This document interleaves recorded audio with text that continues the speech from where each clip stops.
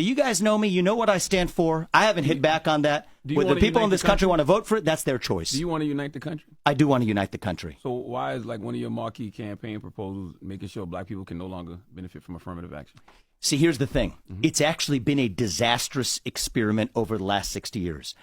I've seen the impact that it's had. Unlike a lot of other executives, I've had senior executives in my company who happen to be black, senior executives in my campaign who happen to be black.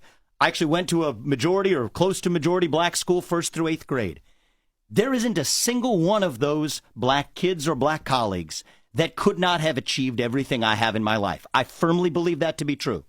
And I have seen the unfair discrimination behind closed doors, the things that people will say behind closed doors, about somebody who would have had that position anyway, but was unfairly tarred with the taint of saying they got it because of a race-based quota system.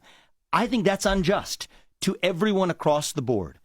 And I think that the right way to do this is actually ensure equality of opportunity, educational access at an early age, which, by the way, we don't have in this country, starting at an actual young age.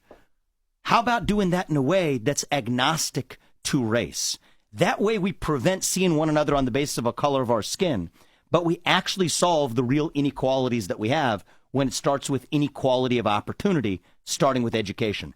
So my view is, I think my approach is actually going to be more successful in lifting up more black Americans than have been the Lyndon Johnson approach of actually using race-based quota systems. So if the Supreme Court does rule on affirmative action and they do ban it, who do you feel it benefits versus who it hurts?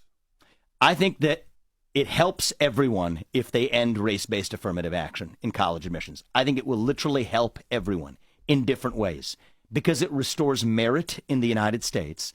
Are we perfect in ensuring equality of opportunity? No, we're not. The fact that kids are trapped by the zip code in which they're born, determining where they go to school, is a problem, which is why I favor universal school choice in this country, which has actually done more to help black Americans than has any affirmative action program. What's your thoughts on people saying that you got Don Lemon fired? I think that the New York Times reported that. I had an open debate with Don Lemon. What CNN wanted to do with that is their choice. My view is, though, we need to start saying in public the things that people are otherwise saying in private. There's a gap right now in the country. Let's admit it. Democrat, Republican, it doesn't matter. Be careful with that because a lot of people in your party are going to start saying nigga out loud. I don't think so, actually. And I would certainly hope not. I would condemn it if they do. I would condemn it if anybody does. All right.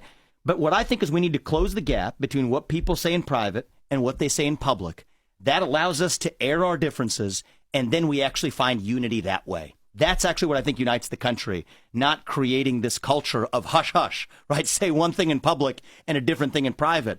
And I do reject Don Lemon's premise. What did he tell me on set? He said, you can disagree with me when you have black skin and you've lived in this country, whatever ethnicity you are. Explain it to me. I just reject that. I think we should. Sir, let's just use a real example of just what everybody said. You said, people can have difference of opinion. They can have, you want to unite people. I gave you a difference of opinion as a veteran, and you came back and said that I was personally attacking you. And that is a way of gaslighting and basically, trying to set the idea that I was against you when I just had. That's the statement you made. And what I'm saying is, instead of us just having the debate, because see, I didn't talk about colors, which you probably expected when you came in here. I did not. Well, that's fine. I didn't talk about color. I didn't get all emotional about your vision because I really wanted to just talk about what you've done in service, because you yourself has raised service as the number one thing that what people need to do in order to participate in the country that my ancestors built. And you said that I personally attacked you. So just to give you some advice, if you're going to say, hey, let's have difference of opinion, let's be able to discuss. I loved everything you did. I loved the whole thing. That because I had a question that it was a personal attack, because it was. I don't think a question. I think this is great, because you know what I said? What's the job? Did you say personal attack? What's the job is everybody needs to know who a candidate is and what they stand for. That's the candidate's job. Whether you vote for them or not, that's your choice. Did you say I personally attacked you, or did I hear it wrong? I just want to make sure. I did not say you personally attacked me. No, I said we have actual good. I wanted to know whether or not we were actually able. You said sit around for 20 years. I said I didn't sit around for 20 years, but that's okay. I think that, you know what, if somebody's running for U.S. president, I want to say this. Well, you did. Can't handle the heat, you stay out of the kitchen. So we'll come in, we can keep and we'll going handle with the heat. personal attacks. You did say personal attacks, though. So let's be honest. Remember, that's your number one thing, being honest. And I know you. I agree with you. I know you have to go, but I do disagree on what you said about